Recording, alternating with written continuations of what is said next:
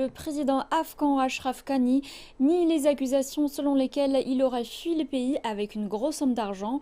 Lui et sa famille se trouvent aux Émirats arabes unis, accueillis comme réfugiés pour des raisons humanitaires. Et en Afghanistan, des manifestations anti-talibans ont éclaté dans plusieurs villes, faisant 3 morts.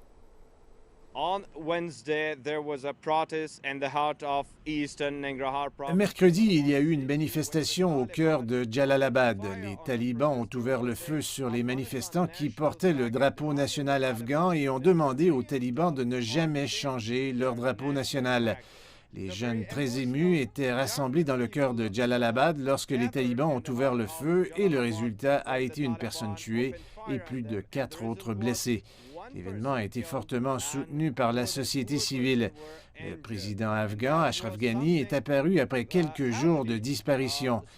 Il y avait des rumeurs qu'il aurait pu être au Tadjikistan ou en Ouzbékistan ou ailleurs, mais il est apparu à Abu Dhabi, aux Émirats arabes unis, et a transmis son premier message via sa page Facebook. Je n'avais pas l'intention de fuir et d'abandonner le pays.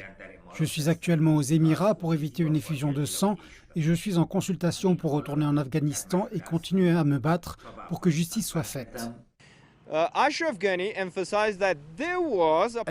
a souligné qu'il y avait un complot mené par des inconnus qui, selon lui, sont des ennemis de l'Afghanistan pour l'assassiner, tout comme ce fut le cas d'un autre président afghan dans les années 1990.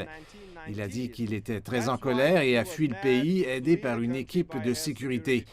Il a également déclaré qu'il soutenait les efforts d'Hamid Karzai et du Dr Abdullah dans le cadre de la coordination de la transition du pouvoir en attendant la création d'un nouveau conseil. C'était donc la première fois qu'Ashraf Ghani apparaissait dans une vidéo et il a même dit qu'il continuera à se battre et a laissé entendre qu'il reviendrait à Kaboul. Pourquoi et comment? Ce sont des questions qui restent en suspens.